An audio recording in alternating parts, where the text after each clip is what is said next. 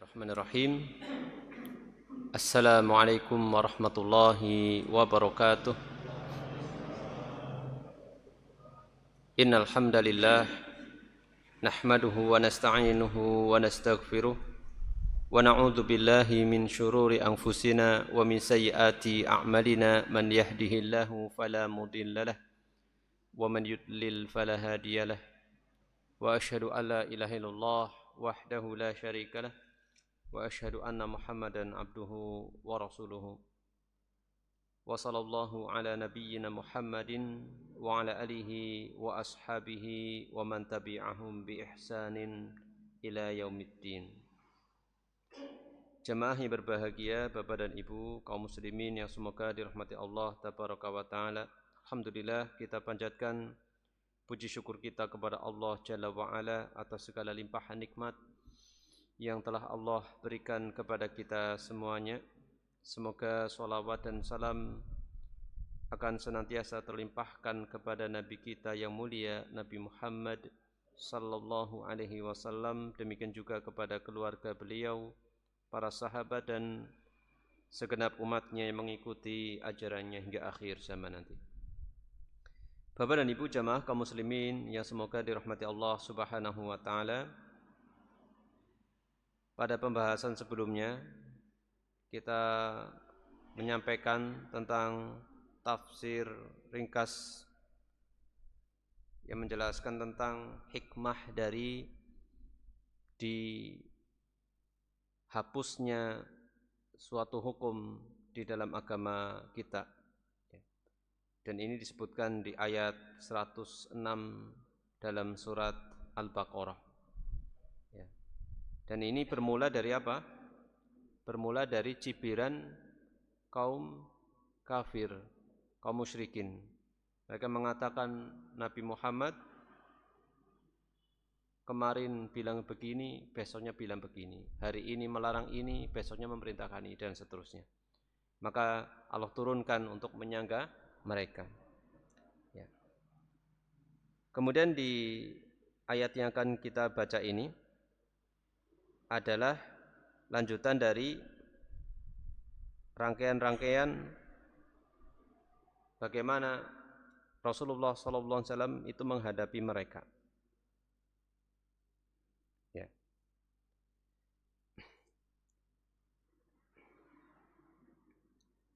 Ya, jadi menghadapi kaum Yahudi di kota Madinah. Ya. Ya.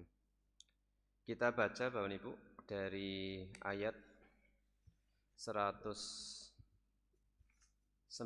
sampai 113 ya. Kita baca dari ayat 109 sampai ayat 113 ya. Bisa dilihat di slide ya ayatnya insyaallah. Tetapi pembahasan kita lebih fokus kepada ayat 111 sampai 113. Di mana ayat 109 dan 110 sudah kita singgung secara singkat dan kita nanti juga akan sedikit ulas secara singkat juga atau kita ulangi secara sekilas. Ya. Silakan bisa dilihat ke slide untuk ayat 109 hingga 113.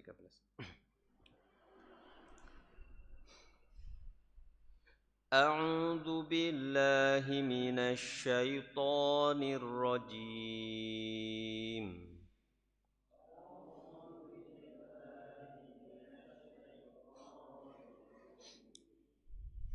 وَدَّ كَثِيرٌ مِّنْ أَهْلِ الْكِتَابِ لَوْ يَرُدُّونَكُم مِّن بَعْدِ إِيمَانِكُمْ كُفَّارًا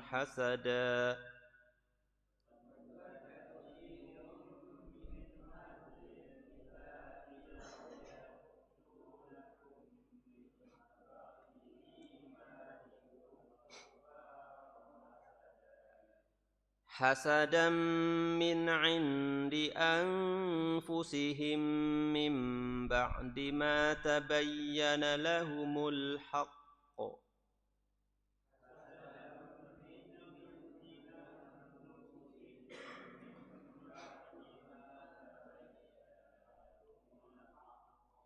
فَاعْفُوا وَاصْفَحُوا حَتَّى يَأْتِيَ اللَّهُ بِأَمْرِهِ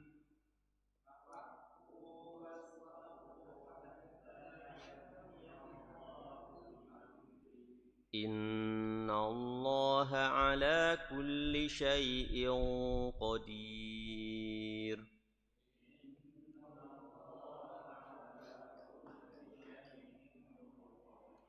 Wa aqimus salata wa atuz zakah.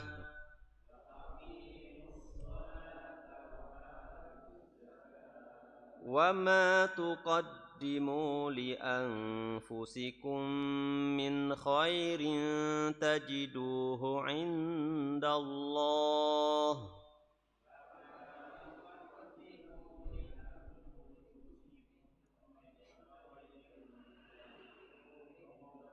Innallaha bima ta'maluna basir.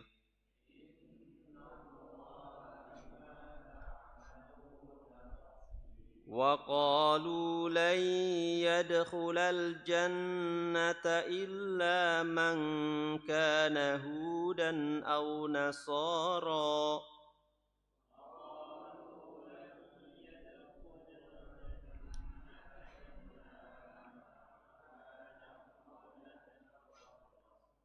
تلك أمانيهم قل هاتوا برهانكم إن كنتم صادقين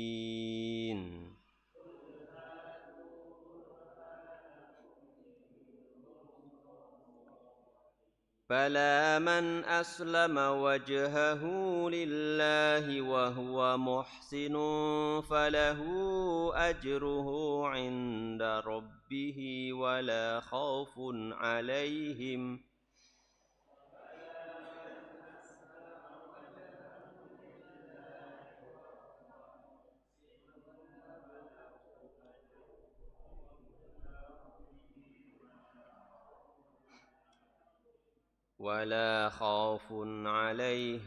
ولا هم يحزنون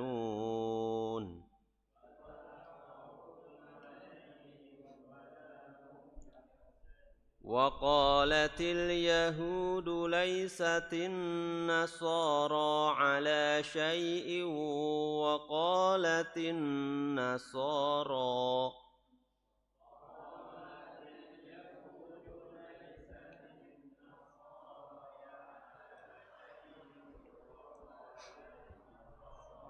وقالت النصارى ليست اليهود على شيء وهم يتلون الكتاب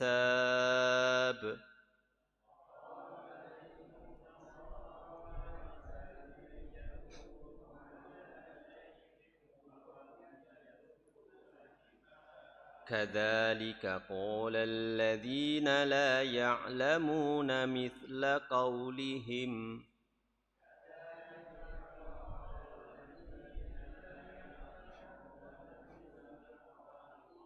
فالله يحكم بينهم يوم القيامة فيما كانوا فيه يختلفون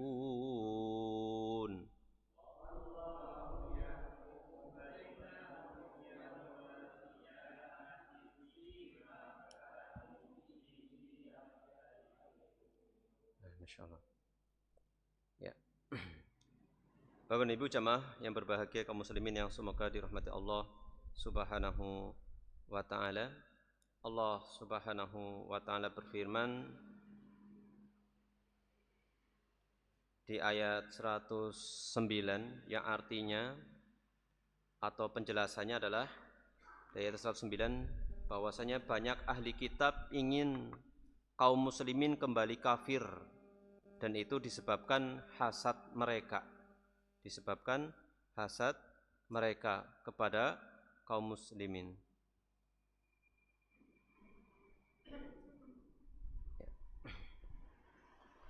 Jadi hasad ini disebabkan hasad mereka ahli kitab. Tadi saya keliru di awal ya, bukan kaum musyrikin tetapi ini konteksnya masih berkaitan dengan ahli kitab ya.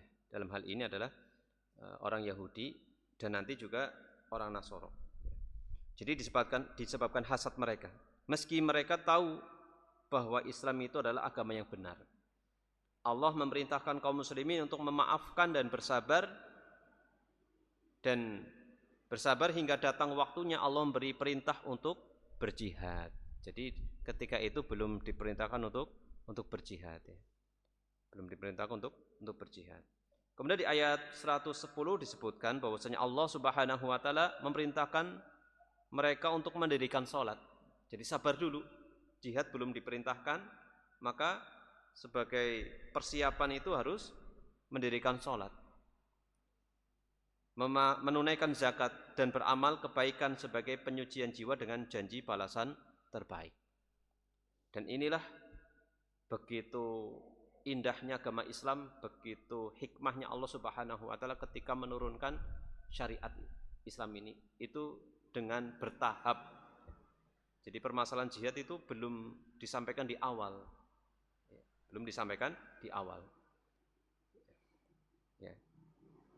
Sebagaimana para ulama juga seperti itu. Mencontoh Allah Subhanahu wa taala ketika menjelaskan permasalahan jihad itu biasanya di kitab itu bagian terakhir. Di dalam permasalahan fikih biasanya di bagian terakhir. Seperti itu, urutannya terakhir. Ya, jadi jangan sampai kaum muslimin itu disampaikan hal-hal yang besar sebelum perkara yang sangat mendasar mereka belum memahaminya, belum bisa mengamalkannya. Maka ini Allah memerintahkan mereka mendirikan sholat, menunaikan zakat dan beramal kebaikan. Ya. Ini kurang lebih ayat 109 sampai ayat 110 yang memberikan kepada kita pelajaran. Yang pertama, ahli kitab tahu bahwasanya Islam itu agama yang benar, tetapi kedengkian mereka membuat mereka memusuhi kaum muslimin hingga kini. Ini yang pertama pelajarannya. Dan yang kedua, saat belum ada izin jihad, kaum muslimin diperintahkan menyiapkan diri dengan memperbaiki akhlak, salat, zakat dan amal soleh. Dan yang ketiga, menumbuhkan kesadaran bahwasanya Allah itu mengawasi dirinya agar amal dilakukan dengan niat yang ikhlas. Berkaitan dengan masalah syariat jihad itu maknanya itu ada dua, Bapak Ibu. Jihad itu maknanya ada dua. Yang pertama makna umum dan yang kedua makna khusus. Makna umum mencakup jihadun nafsi, ya, memerangi hawa nafsu, ya. Jadi menggembleng diri. Untuk apa? Ada 4 tingkatan. Yang pertama mempelajari ilmu, mengenal kebenaran pertama. Tingkatannya berikutnya mengamalkan kebenaran tersebut.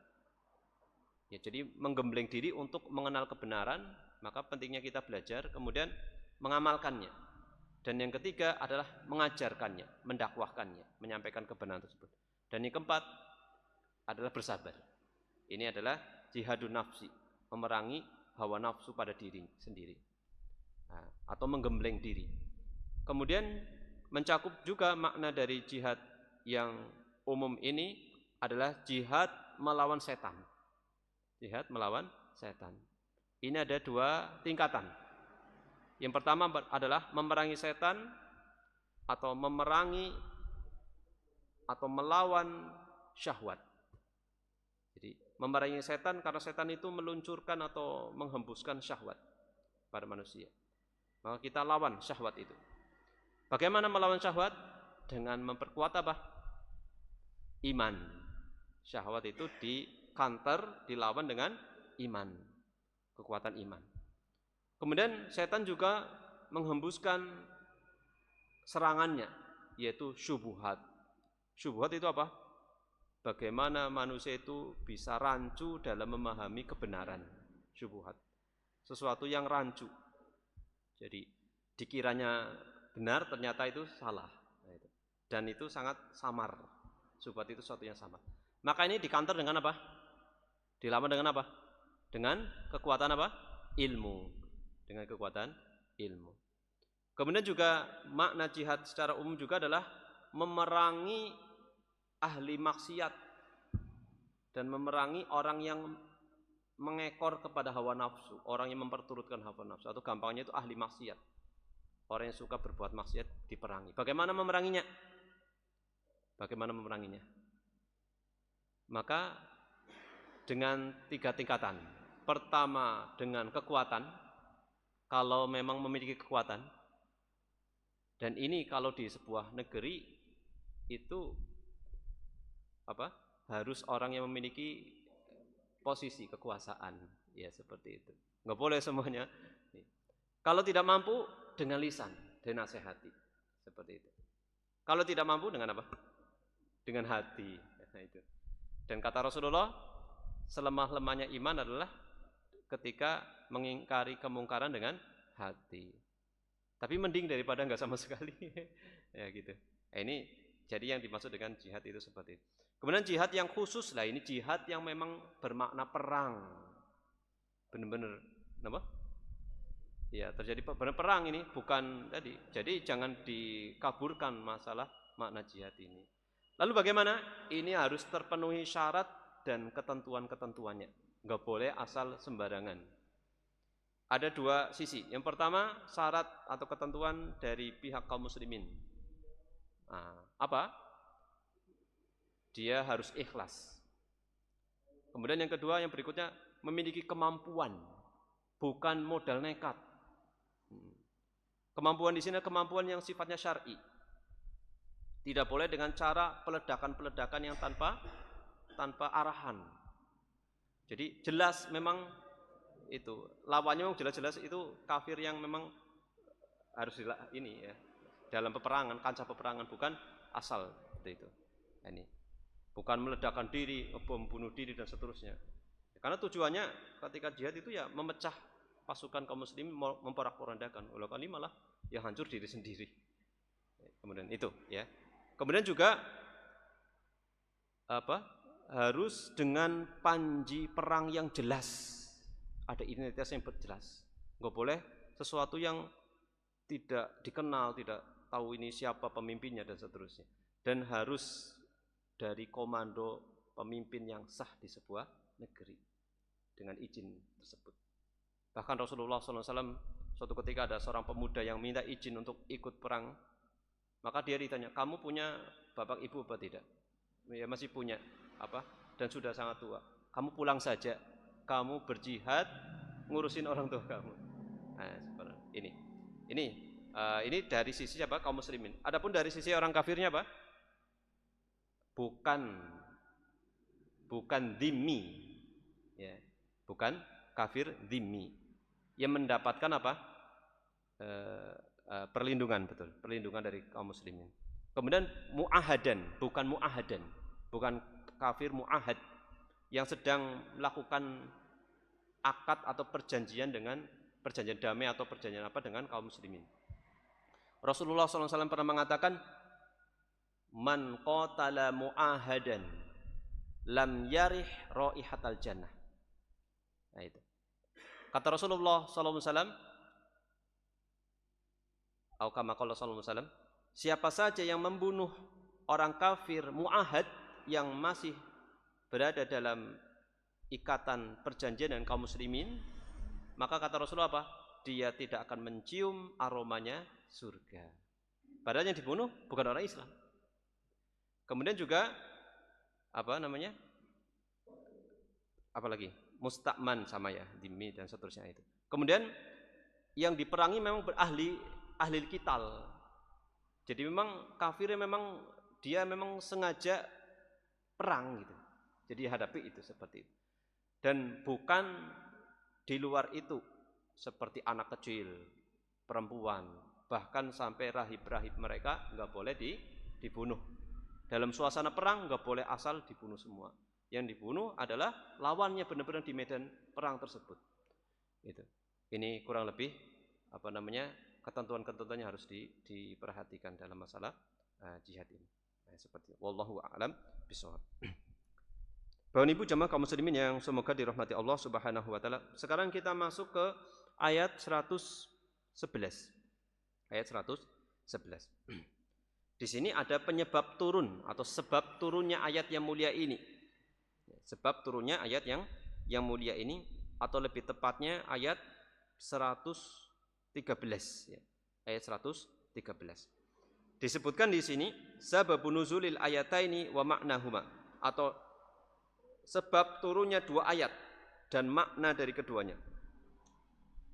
Yaitu ayat 111, 12 ya, 111, 112. Disebutkan lamma jaa wafdu Nasara Najron ilal Madinah iltaqa bil Yahud fi majlisin Nabi sallallahu alaihi wasallam. Ya. Ketika rombongan Nasrani Najron datang ke Madinah, jadi Najron itu sebuah daerah ya, di selatan Jazirah Arab. Lebih tepatnya itu Yaman bagian utara. Yaman bagian utara. Ya. Jadi tujuan mereka datang kepada Nabi ini untuk berdialog dengan Nabi Shallallahu Alaihi Wasallam. Ya, jadi orang-orang Nasrani dari ini. Dan ini dari berbagai apa ya namanya perwakilan ya. Ada yang ibaratnya rakyat biasa, ada yang tokohnya gitu ya. Ada yang dari ahli agamanya, ada ahli sosialnya, ada uskupnya dan seterusnya. Jadi perwakilan-perwakilan itu ada dari ini. Jumlahnya itu ketika itu ada 60 orang. Dari Najron ada 60 orang. Dan ini terjadi pada tahun 9 Hijriah. Dan tahun ini disebut dengan Amul Wufud. Amul Wufud, yaitu apa? Tahun delegasi. Tahun delegasi. Jadi berdatangan banyak delegasi utusan-utusan. Sebenarnya ini kali yang kedua orang Najron itu datang kepada Nabi SAW. Yang pertama terjadi pada tahun 10 kenabian. Jadi sebelum Rasulullah hijrah. Ya, sebelum Rasulullah hijrah.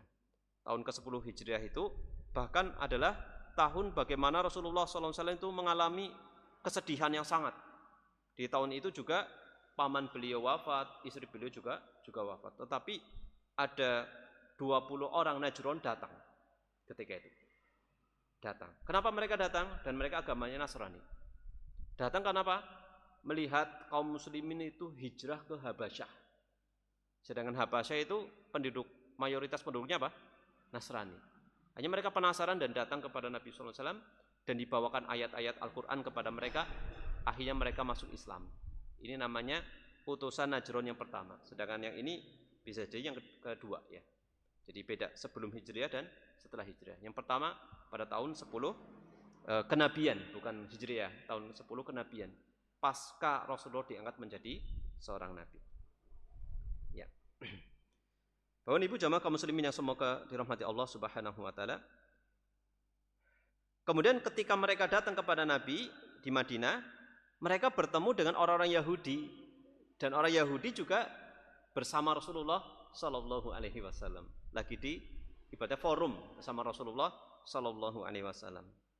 Wali adaihi asabik tamarau fadda'atil yahud anal jannata la yadkhuluha illa man kana yahudiyan. Nah, ini akhirnya terjadi apa? Perdebatan sengit di antara mereka. Dan itu di depan Rasulullah sallallahu alaihi wasallam. Karena permusuhan lama di antara mereka. Wah, ketemu ini musuh lama ini. Kenapa musuh lama? Ini pernah saya singgung. Kenapa? Orang Nasrani itu musuh lamanya orang Yahudi atau orang Yahudi musuh lamanya orang Nasrani. Kenapa? Saya pernah singgung. Ya. Karena ketika itu mereka meyakini musuhnya orang Nasoro ya Yahudi. Kenapa? Yang membunuh Nabi Isa siapa? Orang Yahudi. Maka mengapa orang Yahudi itu pada pergi kemana saja mencari perlindungan dan seterusnya itu karena itu melarikan diri barangnya. Ya. Kita kembali ke sini. Terjadilah perdebatan sengit. Kaum Yahudi mengklaim bahwa surga hanya akan dimasuki oleh orang Yahudi saja. Itu, masya Allah. Kebalikannya bagaimana? Wadda'atin nasara anal jannata la yadkhuluha illa man kana nasraniyan. Kebalikannya juga orang Nasrani mengklaim bahwa surga hanya akan dimasuki oleh orang Nasrani saja. Di ayat ini tidak disebutkan, oh enggak benar kalian berdua Islamnya. Rasulullah enggak seperti itu ya. Rasulullah enggak seperti itu. Tapi Rasulullah daripada saling mengklaim, mana buktinya? Buktinya orang Yahudi itu apa? Surga itu hak mutlaknya mereka ataupun hak mutlaknya orang Nasrani. Buktinya kalian mana? Maka tadi di ayat tadi sebutkan apa? Kul hatu burhanakum in kuntum shadiqin. Katakanlah, datangkanlah bukti-bukti kalian jika kalian memang benar dalam persangkaan kalian atau klaim kalian. Ya. Faraddallahu ta'ala alaihim wa abtala da'wahum. Maka Allah Subhanahu wa taala menolak dan membatalkan klaim mereka atau persangkaan mereka, pengakuan mereka dengan menuntut bukti atas perkataan itu. Haitsu talabahum bil burhan, di mana Allah menuntut mereka mendatangkan bukti alaiha falam yakdiru, sedangkan mereka semua tidak ada yang sanggup mendatangkan satu bukti pun. Ya. Karena namanya pengakuan kan tidak berguna kalau tanpa bukti, ya kan? Betul? Apapun, ya kan? Apapun. Ya, menuduh juga seperti harus ada bukti. Wa atsbata ta'ala dukhulal jannah, dan Allah menetapkan bahwasanya masuk surga itu siapa yang berhak? Liman zakka nafsahu bil iman. Yang berhak hanyalah orang yang menyucikan dirinya dengan beriman itu. Wal as-sahih, imannya sahih, wal amal as-solih, dan amal soleh. Jadi tidak perlu mengklaim dirinya yang berhak masuk surga, tetapi yang ditetapkan Allah Subhanahu wa taala yang pantas masuk surga siapa? Adalah orang yang menyucikan dirinya dengan dua cara, beriman dan beramal soleh. Ya, selain itu tidak bisa seperti itu. Maka sebagaimana judul, siapakah yang berhak masuk ke dalam surga? Yaitu tadi siapa? Jawabannya di sini, orang yang menyucikan dirinya dengan iman dan amal soleh. Bapak Ibu jamaah kaum muslimin yang semoga dirahmati Allah Subhanahu wa taala. Ini diantara sebab turunnya ayat ini ya. Faqala, lalu Allah Subhanahu wa taala berfirman, bala man aslama wajhahu lillah wa huwa muhsin. Ya, wa huwa muhsin. Ya, kita baca dulu arti dari ayat 111 nih. Orang-orang Yahudi berkata sekali-kali tidak akan masuk surga kecuali orang yang beragama Yahudi. Dan orang-orang Nasrani berkata sekali-kali tidak akan masuk surga kecuali orang yang beragama Nasrani. Itu hanyalah angan-angan kosong mereka. Katakanlah wahai Muhammad, tunjukkanlah bukti kebenaranmu jika kalian benar. Di ayat 112 Allah berfirman, tidaklah demikian, sesungguhnya siapa saja yang menyerahkan dirinya. Lah ini penetapan dari Allah bahwasanya yang masuk surga ya ini adalah orang yang menyerahkan dirinya kepada Allah, tunduk patuh dan dia berbuat baik, yaitu beramal soleh. Maka baginya pahala di sisi Tuhannya, tidak ada rasa takut yang menimpa mereka dan mereka tidak akan bersedih hati. Seperti itu. Nah, ternyata di ayat 113-nya nanti disebutkan masih berlanjut itu perdebatan mereka ya. Lanjut. Sudah kayak gitu kan masih ternyata masih ngotot-ngototan. Ya. Maka Allah berfirman, bala man aslama wajhahu lillahi wa huwa muhsin. Tidaklah demikian, sesungguhnya siapa saja yang menyerahkan dirinya kepada Allah, tunduk patuh dan dia berbuat baik, ya, ini yang masuk surga. Yuridu qalbahu wa jawarihahu. Maksudnya apa? Siapa yang menyerahkan dirinya atau hati dan anggota tubuhnya. Jadi menyerahkan dirinya kepada Allah maksudnya hati dan tubuhnya, hati dan anggota badannya. Ya, berserah diri kepada Allah. Beriman mentauhidkannya, wa wahada, fa amana wa wahada. Lalu dia beriman dan mentauhidkan Allah, wa amila solihan, dan dia beramal soleh. Fa ahsana, lalu dia berbuat baik. Dan inilah tujuan Allah Subhanahu wa taala menciptakan kehidupan dan kematian apa? Untuk menguji manusia, siapa di antara mereka yang paling baik amalannya. Alladzi khalaqal mauta wal hayata liyabluwakum ayyukum ahsanu amala. Itu. Jadi yang paling baik amalannya, bukan paling banyak, tetapi yang paling utama adalah bagaimana amalan itu paling baik. Syukur-syukur banyak dan itu baik. Maka Imam Fudail bin Iyad pernah ditanya, bagaimana sih kategori amalan itu disebut amal yang baik? Bagaimana? Sudah disebutkan di ayat ini sebenarnya. Yaitu apa? Akhlasuhu wa aswabuhu, yaitu yang paling ikhlas dan paling benar. Kalau merujuk kepada ayat ini, man aslama wajhahu wa huwa muhsin, ya kan? Berserah diri kepada Allah kan beriman, ya kan? Ikhlas seperti itu. Kemudian muhsin, beramal soleh. Beramal soleh sesuai dengan apa yang diperintahkan Allah dan dicontohkan oleh Rasulullah Shallallahu Alaihi Wasallam. Ya, ini. Kemudian kita lanjutkan. Fahadzal ladzi yadkhulul jannah, maka orangnya seperti inilah yang nanti berhak masuk ke dalam surga. Wahya ajruhu, dan surga itu adalah pahala baginya. Tadi kan disebutkan diberikan pahala. Nah, ini pahala berupa surga. Ala imanihi, ini ganjaran atas iman mereka, wa solihi a'malihi, dan amal soleh mereka. Fala huwa yakhafu wa la yahzan, dan orang yang seperti ini tidak merasakan khawatir dan tidak merasakan kesedihan. Hada maknal ayatainil ula. Ini makna dari dua ayat yang pertama, yaitu ayat 111 sampai 112.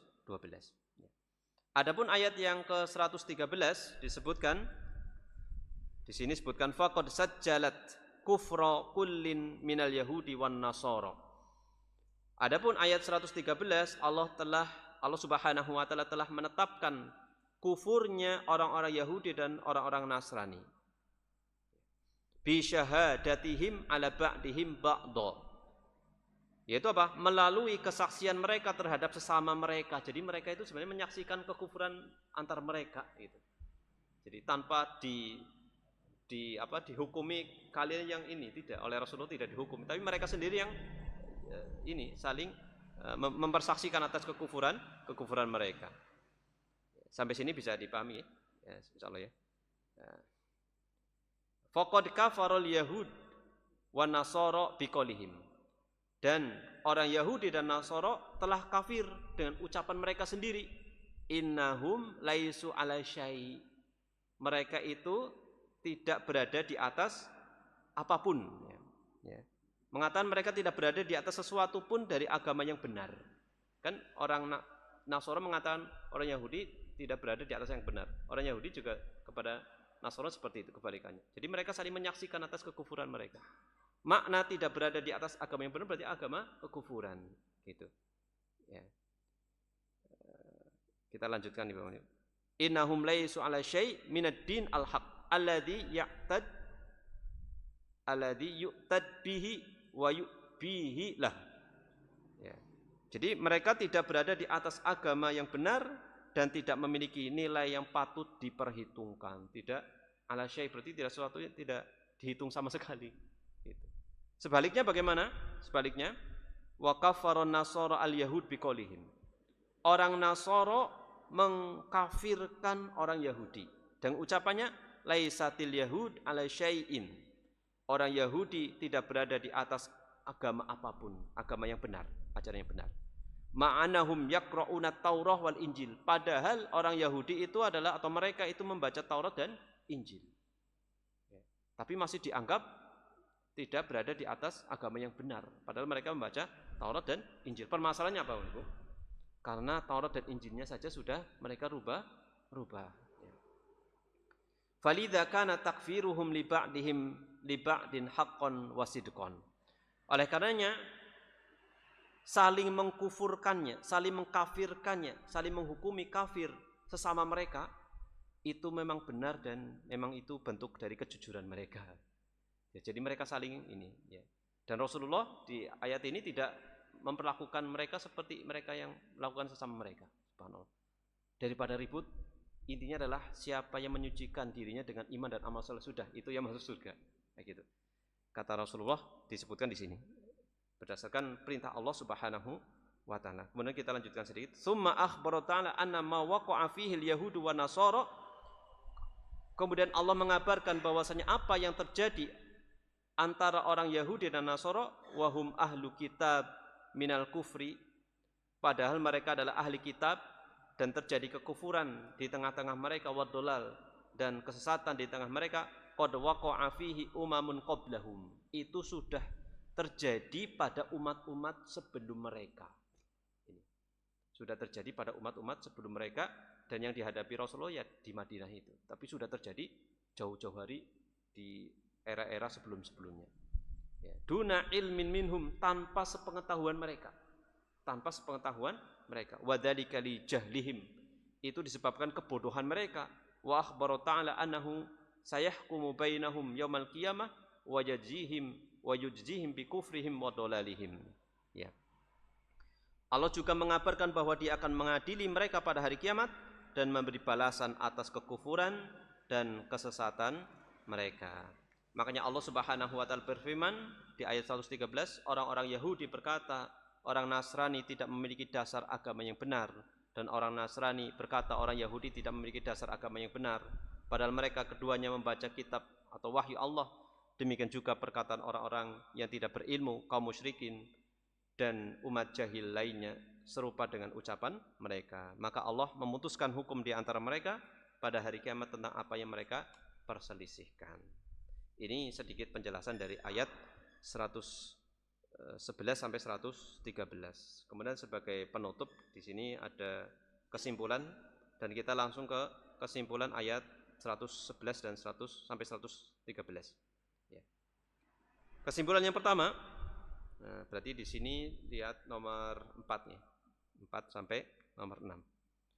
Disebutkan yang pertama ibtalu ta'thiri nasab fi sa'adah wasyaqa wa takriru anna sa'adata bidukhulil jannah maradduha ila tazkiyatin nafsi bil iman wal amali sholih wa in syaqawah bidukhulin nar maradduha ila syirki wartikabid dzunub fala nisbata ila yahudiyah au nasraniyah au ghairihima tughni an sahibiha wa innamal muhni ba'da fadlillahi wa rahmatihil iman wal amal as-shalih ba'da takholi anisyirki wal ma'asi. Yang artinya Bapak Ibu, batalnya anggapan bahwa nasab atau label agama tertentu otomatis menentukan surga atau neraka. Jadi bukan sekedar label, kalau ini nanti masuk surga, keturunan ini masuk surga, tidak demikian. Tetapi kebahagiaan atau masuk surga ditentukan oleh apa? Iman dan amal soleh. Iman yang benar dan amal soleh. Sedangkan kesengsaraan masuk ke dalam neraka disebabkan oleh syirik dan perbuatan maksiat. Rasulullah pernah bersabda dalam sebuah hadis, "Wa man bata'a bihi amaluhu lam yusri' bihi nasabuhu." Siapa yang lamban dalam beramal, ya garis keturunannya tidak menyebabkan dia itu bisa mendapatkan segera kebaikan gitu.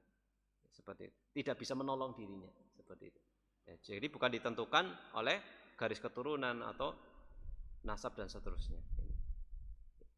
Kalau seperti itu nanti Abu Lahab, Abu Jahal yang masih keluarganya Nabi Muhammad SAW, mereka mendapatkan keselamatan seperti itu. Nah, kemudian yang berikutnya, kesimpulan yang berikutnya, kufrul Yahudi wan Nasara wa huwa syarru kufrin li'annahu kana ala ilmin. Ya. Kesimpulan yang berikutnya, kufurnya orang Yahudi dan Nasrani karena mereka mengetahui kebenaran namun tetap ingkar, sehingga kekufuran mereka lebih berat karena mereka mengetahui kebenaran tersebut. Ini yang kedua ya. Dan yang ketiga, kesimpulan yang terakhir, al-Islamu sahihul qaim ala ususihi ats-tsalatsah al-iman wal Islam wal ihsan huwa sabilun najati minan nar wal fauzi bil jannah. Islam yang benar itu tegak di atas 3 pilar. Masya Allah, pas sekali ya. Pertama iman, Islam, ihsan. Ini 3 pilar ini adalah satu-satunya jalan keselamatan dari neraka dan satu-satunya jalan menuju surga. Maka ini terhimpun dalam ayat bala man aslama wajhahu lillahi wa huwa muhsin. Ini seperti itu. Wallahu a'lam bishawab. Mungkin itu yang bisa kita sampaikan. Jadi sebutkan tadi ya, insyaallah. Ya mudah-mudahan bermanfaat apa yang disampaikan ini. Ya, ini sedikit penjelasan ayat 109 sampai 113. Insyaallah pada kesempatan berikutnya kita lanjut di ayat selanjutnya insyaallah taala insyaallah. Ya. Demikian Bapak Ibu, mohon maaf atas segala kekurangan dan keterbatasan.